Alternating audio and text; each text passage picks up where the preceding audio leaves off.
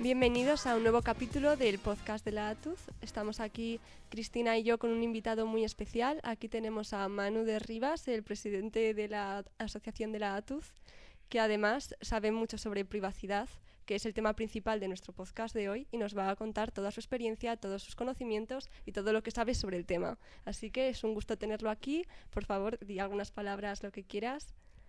Pues nada, muchas gracias por invitarme. Sé que ha sido muy difícil contactar conmigo porque claramente soy un experto a nivel internacional en este tema y tengo la agenda extremadamente apretada, y ha sido gracias simplemente a eso el presidente por lo que podéis contactar conmigo. No, pero fuera de bromas, muchas gracias por tenerme. Los episodios que he escuchado hasta ahora, la verdad es que me han gustado todos mucho, algunos más que otros, todos tenemos nuestros favoritos, pero han estado todos muy guays. Y me hacía ilusión estar aquí y espero que cada episodio sea mejor que el anterior y que los siguientes vayan a más. Sobre lo que has dicho de la privacidad y de lo que yo sé, realmente no sé tanto, ¿vale? Hay un montón de gente en el mundo que sabe más que yo. Es verdad que sí que me consideraría que sé más que la media, pero eso es porque a lo mejor desgraciadamente, o a lo mejor desgraciadamente no, pero para bien o para mal, vivimos en un mundo en el que si te lees 2-3 libros de un tema, mucha gente, me refiero a mucha gente en posiciones importantes, te llegan a considerar un experto. Y eso no es así. Yo solo soy una persona informada en las bases de este tema, o sea, no sé mucho, pero espero pues poder transmitir esa información, ¿no? Simplemente hay que llevarle una clase de ventaja al alumno, pues ya está, poco más llevo yo. Es verdad que estamos muy poco informados del tema. Bueno, pues para comenzar hemos preparado unas preguntas y vamos a empezar, yo creo que por la que más nos interesa a todos, que está relacionada con el dinero.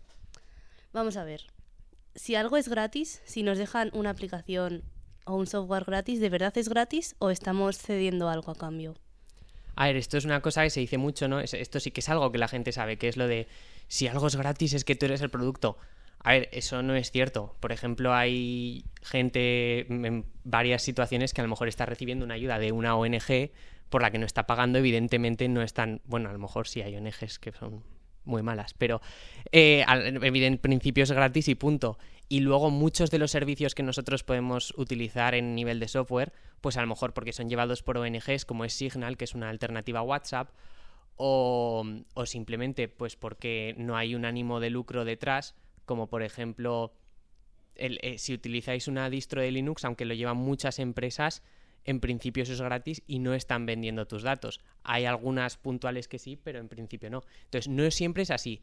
Es verdad que en la mayoría de los programas más populares que utilizamos, ¿no? Por ejemplo, pues WhatsApp, todo lo que tenga que ver con Facebook, evidentemente, bueno, con Meta o mismamente Windows, ahí sí que están vendiendo tus datos y es una manera en la que se lucran. Sobre cuánto vale depende de cómo lo quieras valorar, ¿no? Si estamos viendo lo que, digamos, te vale a ti como persona, yo diría que el precio son, no enteros, pero unos 10 euros, unos 10-12 euros al mes.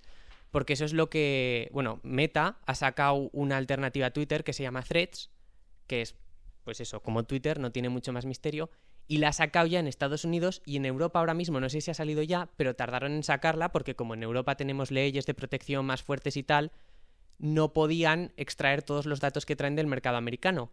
Y entonces una de las alternativas que plantearon es que iban a cobrar 10 euros al mes por usuario. Luego, si queremos verlo de cuánto les cuesta, cuánto ganan las empresas, creo que era en 2013, Google estaba ganando unos 10 euros al año por usuario. Y ahora podemos ver que esto ya ha crecido, pues por lo que cobra Meta, 10 euros al mes. O sea que cada vez nuestros datos van valiendo más. Y luego, evidentemente, esos son el precio monetario. Pero los datos no solo son el precio monetario, ¿no? O sea, por ejemplo, hay un general estadounidense que se llama Michael Hayden, que en una entrevista o en un debate sobre este tema dijo que el ejército de Estados Unidos, bueno, no sé, la verdad es que no sé, a lo mejor era la CIA, no lo sé, solo basándose en los metadatos, que son datos sobre los datos, es decir, por ejemplo, si tú mandas un mensaje de WhatsApp, cuándo has mandado ese mensaje, desde dónde has mandado ese mensaje, cómo de largo es ese mensaje, todas esas cosas, esos son metadatos.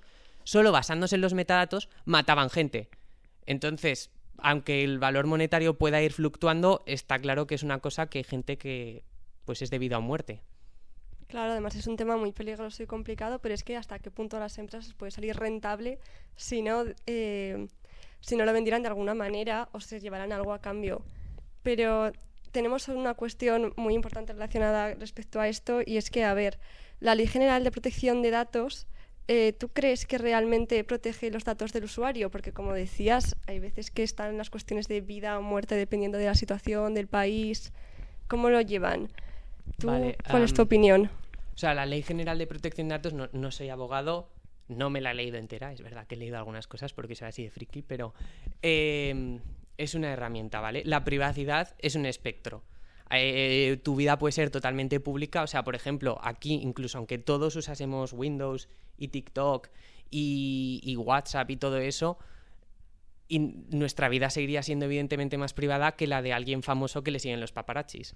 Entonces, la privacidad es un espectro. De hecho, cuando intenta la gente tomársela más en serio y tal, hay una cosa que se llama threat modeling, es decir, modelado de la amenaza, que básicamente dice de quién te quieres proteger. Si, por ejemplo, tu objetivo de tu privacidad, de tus datos personales, es que no los conozca ni un gobierno, pues apáñatelas porque vas a ir mal. Si tu objetivo es recibir menos llamadas de telemarketing porque tu teléfono no acaba en todos lados, pues eso es relativamente más sencillo. Entonces, dentro de que la privacidad es un espectro, la Ley General de Protección de Datos pues es una buena herramienta que nos da un poco de protección más a los europeos, pero no es una solución, porque no existe una solución. Simplemente imaginaos que queréis llenar una jarra de agua y la jarra tiene 10 litros, ¿vale? Pues has echado un vaso de 1 litro, ¿vale? Guay, pues has llenado un poco. Da igual si has echado otros vasos o no, con ese vaso has sumado 1 litro al total de agua que hay.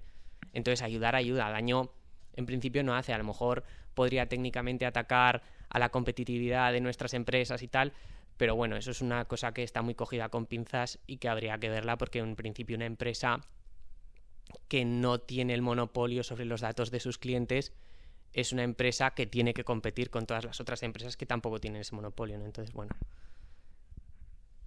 Pues ahora que estamos hablando de empresas, voy a preguntarte, porque hace poco yo fui a Gran Casa y había un puesto ahí en medio que te pedía que te registraras con la retina para darte monedas virtuales, de estas criptomonedas.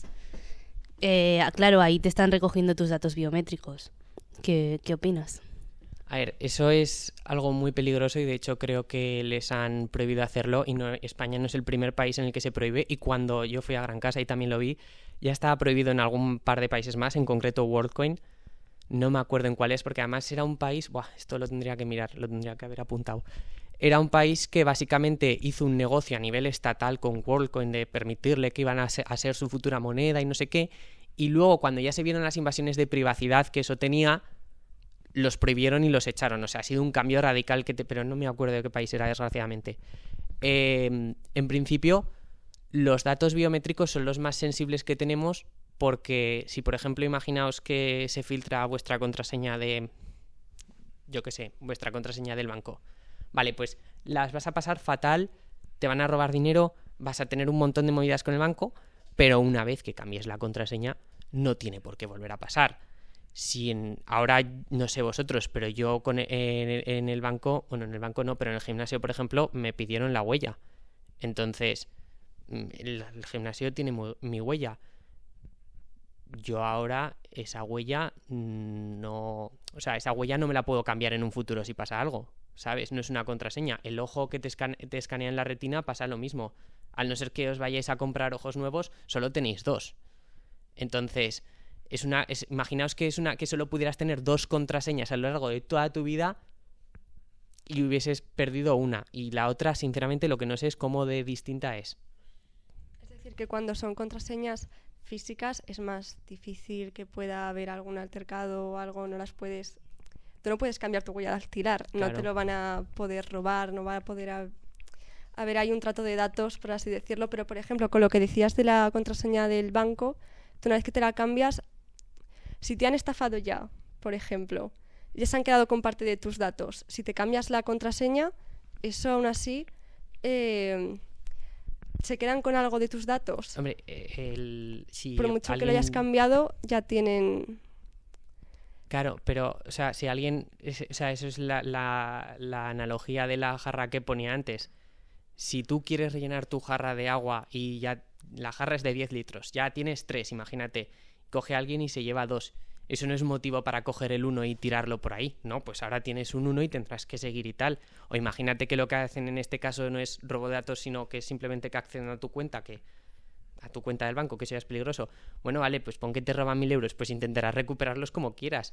Pero desde luego lo que vas a hacer es cambiar la contraseña para que no te roben otros 1.000. ¿No? O sea, además es verdad que un dato, una vez que está ahí en el aire, es permanente, por eso esto es algo importante, pero eso no significa que los nuevos datos que vayamos generando a lo largo de nuestra vida no sean importantes.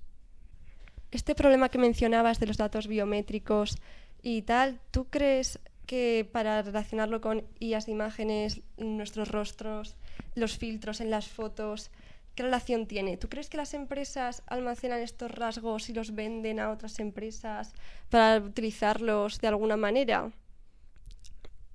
Sí, o sea, dos cosas, ¿no? La primera es que has mencionado IAs de rostros y tal, eso es como digamos, haces la visualización de la imagen por ordenador, que si utilizas inteligencia artificial o no, para este tema que estamos tratando da un poco igual, y sí que pasa que, por ejemplo, ¿cómo se llama? El teatro famoso que hay en Nueva York, que ahora no me acuerdo cómo se llama. Una señora que estaba yendo ahí, creo que con sus hijos, la detuvieron los de seguridad, se la llevaron y la echaron, y eso era porque la señora la había detectado el reconocimiento facial, la había reconocido como quien era, y la señora era una abogada que trabajaba en el mismo bufete que llevaba un caso de una demanda por cosas de copyright contra la empresa que era propietaria del teatro.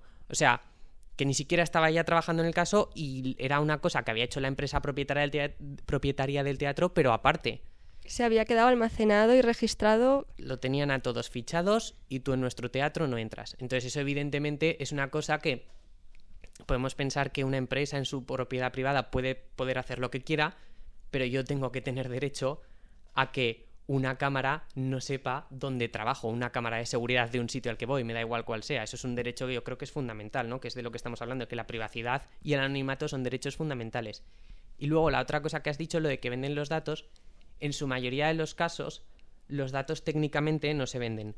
Lo que pasa es que las empresas publicitarias como Google o Meta lo que hacen es básicamente un sorteo o sea, cada vez que tú, por ejemplo, vas a ver un anuncio en una página web, hacen un sorteo con todos los datos que tienen tuyos y en cuestión de microsegundos, porque esto evidentemente lo hacen programas automatizados y tal, pero básicamente se puja por darle un anuncio a tu perfil concreto, que es muy muy concreto. Entonces, ellos esos datos técnicamente no los venden. Técnicamente no se los dan a nadie, pero a efectos prácticos, como cualquiera que vaya a participar en esa puja los ve, los regalan. Y entonces, ellos ganan dinero porque el que gana la puja les paga, y después lo que hay es otras empresas que se dedican a perder esas pujas, guardar esos datos y a lo mejor comerciar con ellos para dárselos a otras empresas publicitarias que a lo mejor hacen lo mismo o a quien sea. Por ejemplo, también hoy mismo o ayer, escuché en un podcast que escucho que tiene básicamente noticias de filtrados de datos y tal, que General Motors, la empresa de coches, ha reconocido que todos los datos que recogen sus coches se los vende a seguros de coches. Y entonces, si resulta que gracias a General Motors saben que tú pues conduces peor, conduces mejor, o simplemente que es que, hace 18 años tuviste un hijo, a lo mejor ahora va a coger el coche, ¿no? Venga, vamos a cobrarte más. Y eso en principio el seguro no tendría por qué saberlo. Perdona, es que yo me he quedado antes con lo del teatro un poco flipando. O sea, dentro de las cámaras de seguridad puede haber integrado un software de reconocimiento facial. O sea, no sé si físicamente dentro o no, supongo que las cámaras irán a un servidor y el software correrá en el servidor, pero sí, eso. Y además es una cosa que se vende a nivel comercial, que hasta donde yo sé muy normal. Lo que pasa es que, claro, el teatro no está anunciando, ¡buah, venid a nuestro teatro, que vamos a reconocer vuestras caras! No, el teatro lo que dice, tenemos esta obra o esta otra o lo que sea. No, pero vamos, sí que son cosas que pasan con mucha frecuencia. Y ahora cada vez que veo una cámara y tal, digo, ostras, me estarán grabando. Y además ahora si a mí me graban en España, da igual. No pasa nada, ¿no? Tienen mi cara, vale, pues mira. Pero es que el muro de Berlín se construyó así. En 1979 en Irán hubo una revolución que sobre todo a las mujeres de un día para otro les quitó un montón de derechos. En Hong Kong en 2020 China aplicó la ley de protección nacional y también desaparecieron un montón de los derechos de los ciudadanos. Entonces, como los datos son permanentes, al no ser que tú sepas que de aquí al resto de tu vida no te van a traer ninguna consecuencia, que eso es imposible, eso será divino, deberías de protegerlos. Y ya no es solo eso, sino que además otra cosa en concreto con los datos biométricos pasa, y además yo creo que pasará más con la IA, es que, por ejemplo, a lo mejor tu cara, tú ya te has muerto y ya está, pero se la tienen guardada, luego a lo mejor va la hija de esa señora al teatro, la reconocen como la hija de esa señora y puerta. Y que te den puerta en un teatro da igual, pero en los otros ejemplos que he puesto podría ser algo más grave. A mí me ha impactado bastante lo que has dicho de las pujas que hacían con nuestros datos varias empresas, porque aunque no ganen, se siguen quedando con parte de nuestros datos y de nuestra información para poder comercializarlos. Entonces eso es bastante impactante, que no solo se los vendes a una, sino se lo vendes a muchas, toda la información. Y respecto a este tema, ¿tú crees que hay gente que se pueda zafar de esto? ¿Tú crees que existe el anonimato en Internet? Gente que no pueda estar relacionada de ninguna manera, no pueda conocer sus datos o todo sea de forma anónima. Esto es lo que he mencionado antes del threat modeling, ¿no? Es decir, si tú, por ejemplo, quieres que Google no sepa tus datos, pues a ver, hay cosas que no vas a poder utilizar Gmail, no vas a poder utilizar Google Calendar, no vas a hacer tus búsquedas en Google, evidentemente, pero es algo viable y que encima en la mayoría de los casos, algunos datos a lo mejor aún sabrán, pero en la mayoría de los casos no tendrías que modificar tu nivel de vida, ¿no? Entonces eso es simplemente, oye, yo no quiero que mis datos de consumo, los datos con los que se quieren hacer anuncios hacia mí, estén por ahí. Eso es una cosa que, en mi opinión personal, no es muy difícil de hacer, no requiere un gran sacrificio, prácticamente nulo. Entonces yo creo que todo el mundo debería hacerlo, ¿no? Por ejemplo, no sé qué navegador utilizáis vosotras. Yo uso Brave.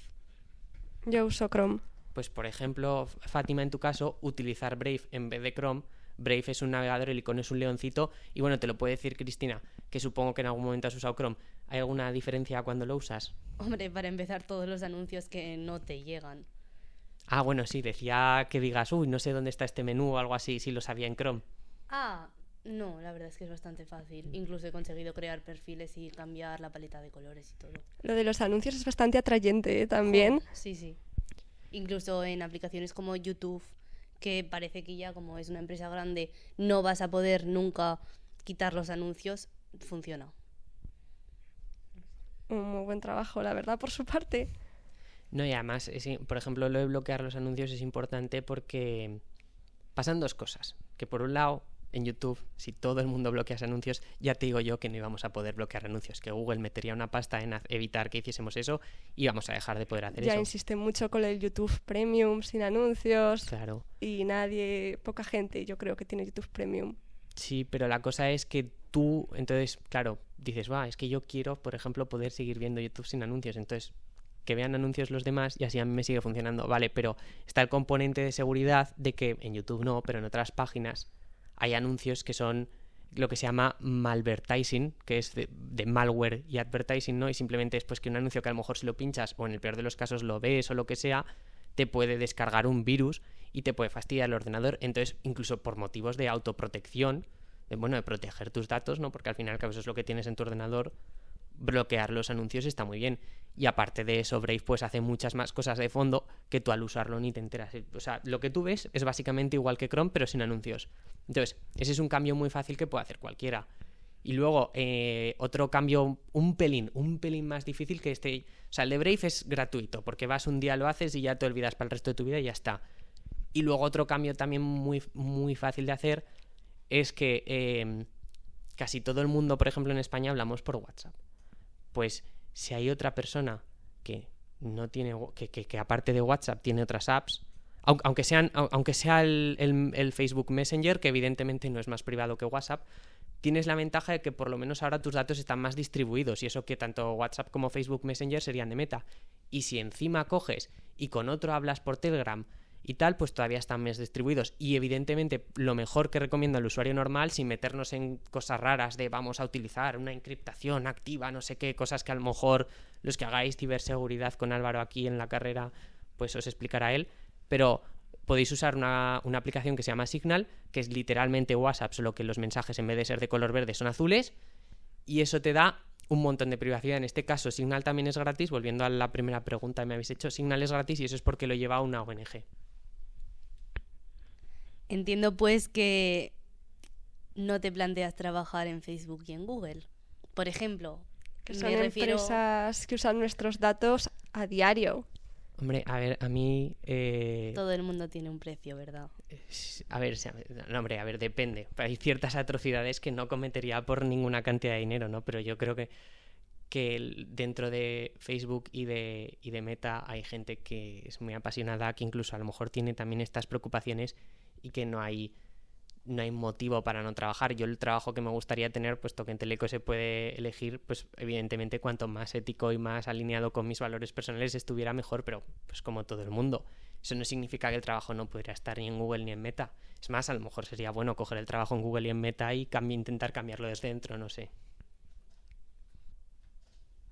Y ahora que has dicho que quieres cambiar Meta desde dentro, ¿tú crees que trabajando en una empresa de software libre podrías mejorar el problema? ¿Crees que ahí está la solución? O sea, bueno, lo primero yo solo no iba a hacer nada, pero el software libre es otro vaso que echas al jarrón, ¿no? O sea, no está mal, ayuda mucho y depende de para qué. Por ejemplo, si usáis un programa de una calculadora en vuestro ordenador, en el móvil, lo que sea, ese programa de calculadora puede estar recogiendo datos. Entonces, una manera de saber si está recogiendo datos o no es si el programa es software libre, probablemente no esté recogiendo datos lo primero, pero bueno, se puede mirar, se puede ver ese código, incluso aunque no lo entiendas, habrá otra gente que lo habrá mirado y revisado y se sabrá porque estará ahí, habrá una función que será violar derecho fundamental de la privacidad, abro corchetes y empieza la función y mandar paquete a Microsoft, tal, lo que sea, ¿vale? Pues esa función se verá y sabremos que la calculadora está recogiendo datos. Pero en concreto en el caso de una calculadora, le pones un firewall que no tenga conexión al exterior y da igual que sea de software libre o no, ya no te va a mandar ni un dato ni medio porque no tiene conexión a internet. Claro, hay programas que para funcionar necesitan conectarse a internet.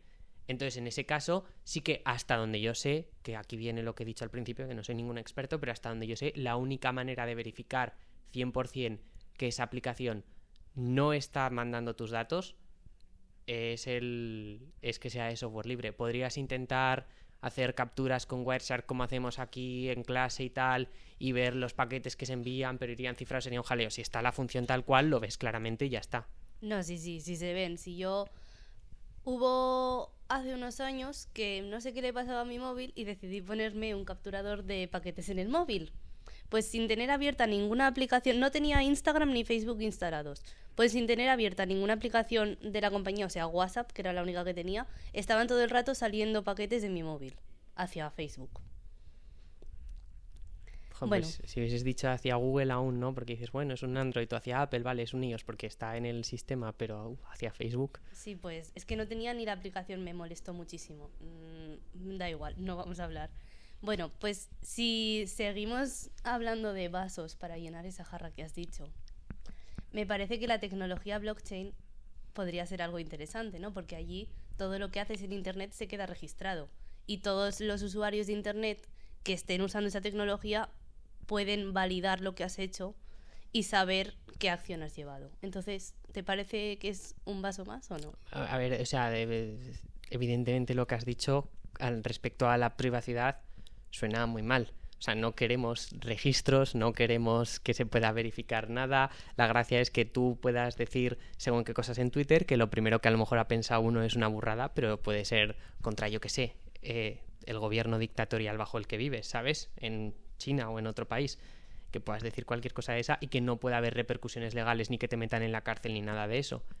Entonces, evidentemente, por esa parte, no. Ahora bien, toda esa tecnología se podría utilizar a nivel de instituciones gubernamentales para lograr más transparencia y que la gente que está haciendo la gente que gestiona todo esto se viese obligada por cómo funciona el sistema a que los datos, por ejemplo, imaginaos que una empresa cambia su política de privacidad, pues ya no puedes saber a lo mejor necesariamente, sobre todo porque a ellas no les interesa, que ha cambiado respecto a la anterior, que es mejor, que es peor, al no ser que tú la tengas guardada o que alguien la tenga guardada, que si es una empresa grande en Internet suele pasar, pero una empresa más pequeña no necesariamente, no podemos comparar las políticas de privacidad. Si esas políticas de privacidad están ahí históricamente fijadas y ni siquiera la propia empresa puede eliminarlas, esa comparación, esa transparencia para si de repente te han quitado según qué derecho a, por ejemplo, poder borrar tu nombre que les has dado, eso se verá reflejado y todo el mundo se podrá enterar de que han hecho eso y por lo menos decidir que a lo mejor por ese cambio dejan de usarlo, que es algo que es mucho más fácil de ver si ves el cambio que se hace de una versión a otra. Donde sí que creo que se podría utilizar el blockchain para la gente de a pie es en las criptomonedas. Que las criptomonedas, bueno, eso es otro tema aparte, ¿no? Han tenido muy mala reputación porque ha habido un montón de estafas ahí y tal, pero tú ves algo como el Bitcoin y eso es un desastre para la privacidad, ¿vale? Porque el Bitcoin básicamente funciona de que cada transacción queda registrada y no quién lo ha hecho técnicamente, pero sí un numerito asociado a la persona que lo ha hecho.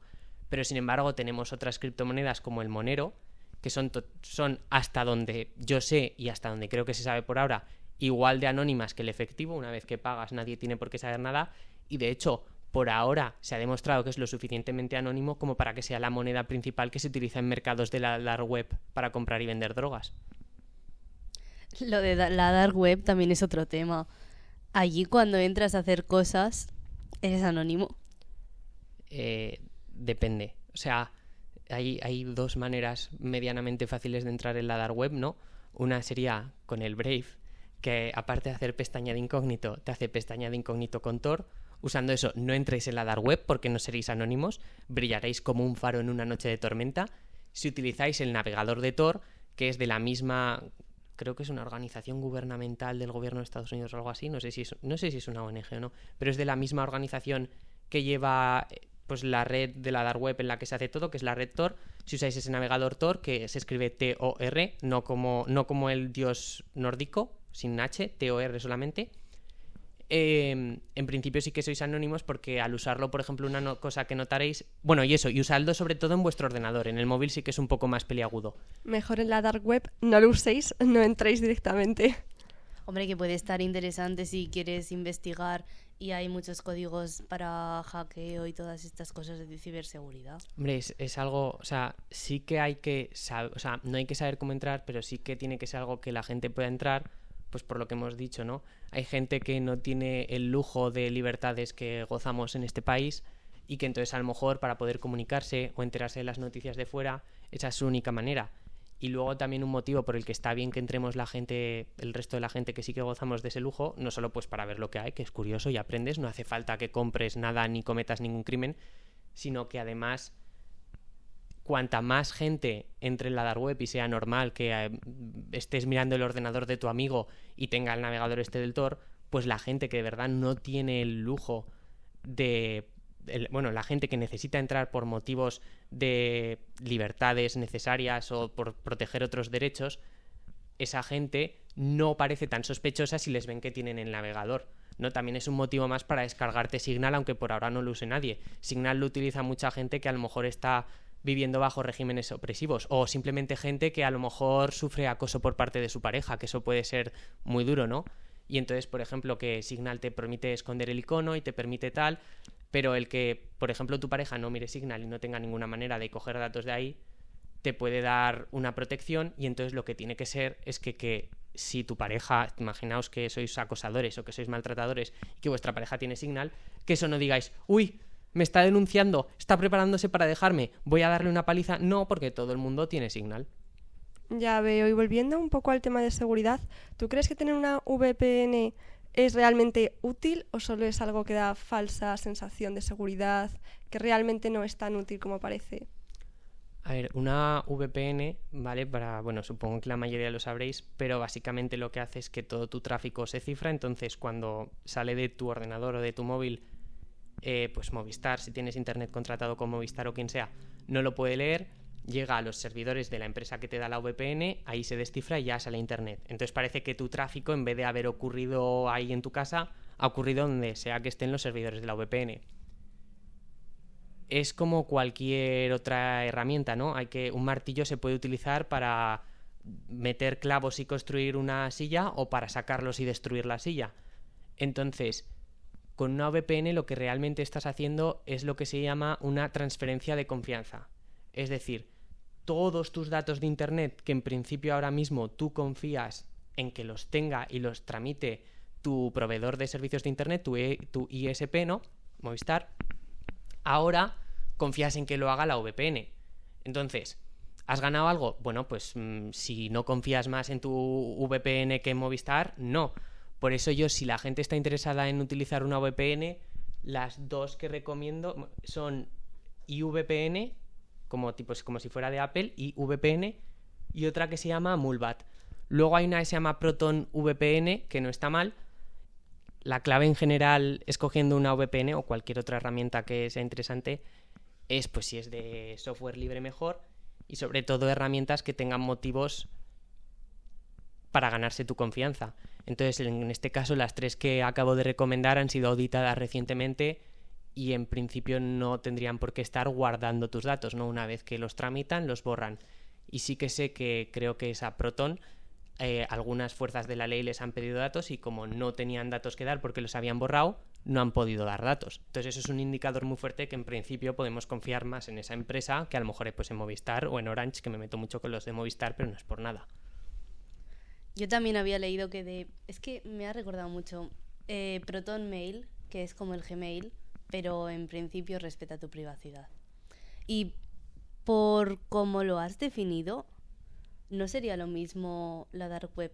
No lo mismo, tiene la misma función la dark web que una VPN. En muchos casos sí. Lo que pasa es que en la dark web, por cómo funciona técnicamente, no estás haciendo una transferencia de confianza. O sea, la VPN básicamente es sustituir a Movistar por Proton. La dark web lo que haces es como si, explicado muy burdamente, ¿vale? Pues supongo que como este es el podcast de la ATUZ, la mayoría que lo escuchéis estáis estudiando teleco. Entonces, si hacéis telemática, sobre todo, os lo explicará Álvaro, pero es como si cogieses una VPN, eso lo conectases a otra VPN y eso lo conectases a otra VPN. Entonces, la última VPN, en la que al final parece que sale tu tráfico, solo sabe lo de la segunda. La segunda sí que sabe la de las dos, pero no sabe de dónde vienes tú, y la primera sabe cuál es la segunda y sabe de dónde estás tú, pero no sabe la última, no sabes dónde salen los datos. Entonces, digamos, así evitas el tener que confiar en nadie. No encadenéis 3 VPNs, aunque os haya recomendado 3 ha sido coincidencia. Si queréis hacer eso, usáis directamente la dark web. Vale. En general, lo que pasa es que con la VPN suele ir el internet bastante más rápido que utilizando el Tor. Porque bueno, el Tor parece que es para navegar en la dark web, que no lo he dicho antes, pero se puede utilizar para ver YouTube. Lo que pasa es que va a ir lento. Es muy gracioso cuando entras con el Tor al Gmail y te pone que estás en Irán. Es muy curioso. En fin, solamente un comentario, perdona. Y ahora ya vamos a cambiar un poco de tercio. Y quería preguntarte sobre los DRM. ¿Qué opinas? Vale, o sea, eso es DRM, si no me equivoco, significa oficialmente Digital Rights Management, y básicamente, hasta donde yo sé, es un grupo de tecnologías que se utilizan pues para que evitar o intentar evitar que piratees las pelis de Netflix y tal. Por ejemplo, antes lo estaba hablando con un compañero de aquí de la ATUZ y decía que por culpa de eso no puedes hacer captura de pantalla cuando estás viendo una serie, lo cual, pues vale que lo grabes, es lógico, pero captura de pantalla te podrían dejar hacer, que así a lo mejor hasta la compartes por Twitter y consiguen más espectadores. Pero bueno, yo creo que ese es un tema que, aunque sí que podría llegar a violar los derechos del usuario en cuanto a privacidad, es algo que mejor dejamos para otro podcast de otra temática. Y relacionándolo un poco con lo que acabas de decir, no sabemos si has escuchado sobre que a partir de ahora los ISP vayan a poder ofrecer a la liga listas de usuarios que ven fútbol a través de estos servicios de IPTV. ¿Tú crees que lo consideras piratería? ¿No? O sea, esto no, es un tema que no conozco mucho. Por lo poco que he visto, piratería es, ¿no? Porque están viendo algo que no han pagado. Si eso es inmoral o no, lo dejo a elección del oyente y ahí no me voy a meter. No, pero el problema no es ese, sino el hecho de que los ISPs vayan a compartir los datos de que tú estás usando ese servicio con la liga. Claro, pues sí, evidentemente una IP, aunque no necesariamente te identifique a ti en concreto, es algo que si la IP, salvo que hagas pues una VPN o lo que sea, sale de Zaragoza, evidentemente nuestro amigo Macron que está en Francia no es. Pero eso es un motivo por el cual, pese a que por ejemplo tenemos la Ley de Protección General de Datos, que es un jarrón de agua, utilizar algo como una VPN, o para ver la liga no vas a usar el Tor, ¿no? Pero utilizar otra cosa echa más agua en tu jarrón y lo que te hace al fin y al cabo es una persona más protegida. Y una cosa, si las IPs se pueden considerar datos sensibles, pero sabemos que para que funcione Internet necesitamos que se proporcionen las IPs como se proporciona la localización para las redes celulares, ¿en qué punto está la diferencia entre necesidad para la tecnología y que estén violando tu privacidad? A ver, yo me metí en todo esto de la privacidad básicamente porque me molestaba que me tomasen por tonto, ¿no?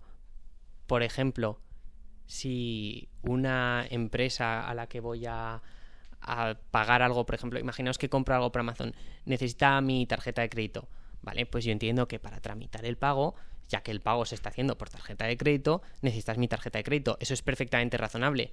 El problema es cuando evidentemente esos datos no los estás usando solo o no los estás pidiendo ni siquiera para el servicio que la empresa te quiere ofrecer, o incluso cuando el gobierno te pide datos que no necesita, ¿no? Para poneros un ejemplo que me ha pasado a mí, hace poco en Pilares de repente me llama un número que no conozco de nada. Claro, yo tengo un bloqueador de llamadas y bueno, pues para sorpresa de nadie mi número no está en muchos sitios. Aún está en unos cuantos, pero no está en muchos sitios. Entonces, si me llega un número que no conozco de nada, no es publicidad casi nunca.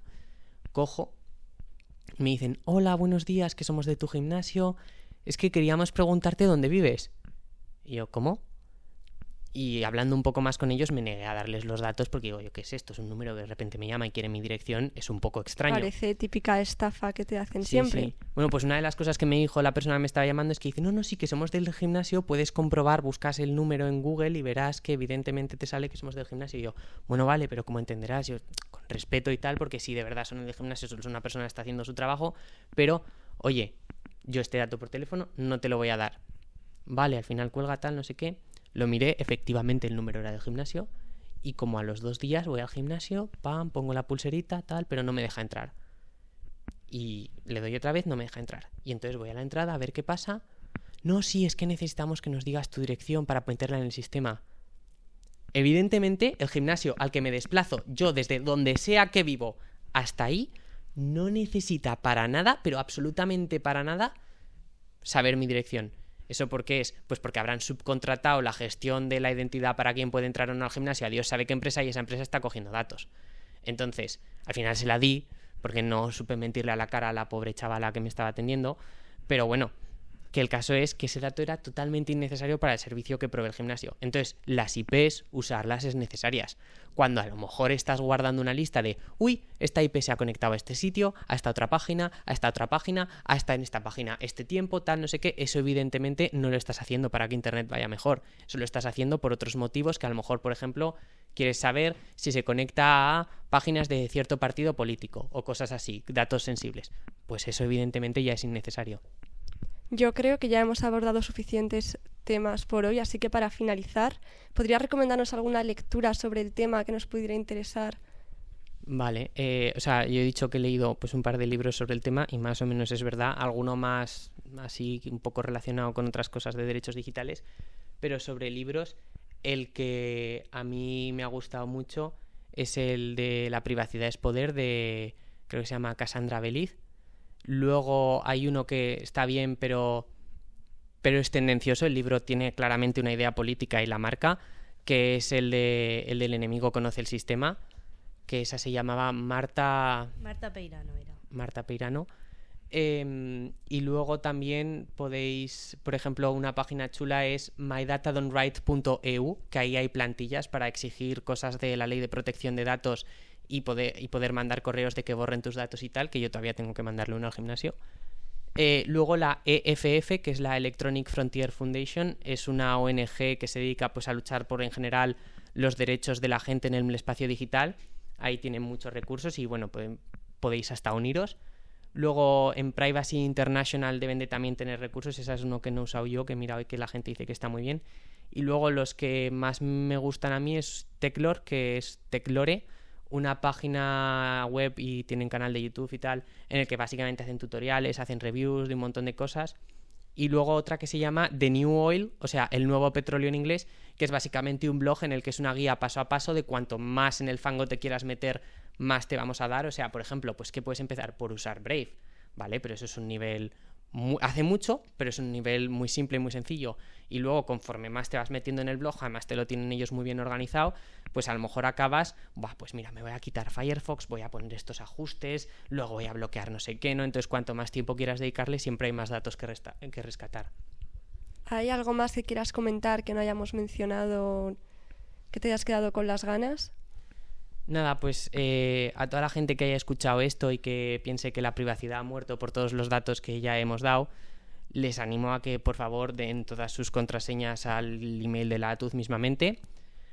A toda la gente que dice que no se preocupa por la privacidad porque no tiene nada que ocultar, les animo a que, para ser lógicos consistentemente, también tengan en cuenta que no se tienen que preocupar por la libertad de expresión si no tienen nada que decir, porque al fin y al cabo van de la mano, y que en general la privacidad es algo muy importante, cada día más importante. Hoy, por ejemplo, no hemos hablado de cómo puede afectar a la democracia, y que lo que hagas tú no es asunto de nadie. No eres un producto que haya que transformar con datos a los que alimentar a algoritmos. Eres una persona con libertad, con derechos individuales, y que por lo tanto todos tus datos son importantes y que los protejas como se merecen. Pues da gusto escucharte, Manu, pero por hoy ya hemos llenado suficiente la jarra que mencionabas. Esto ha sido Teleco al habla y nos escuchamos en la siguiente conexión.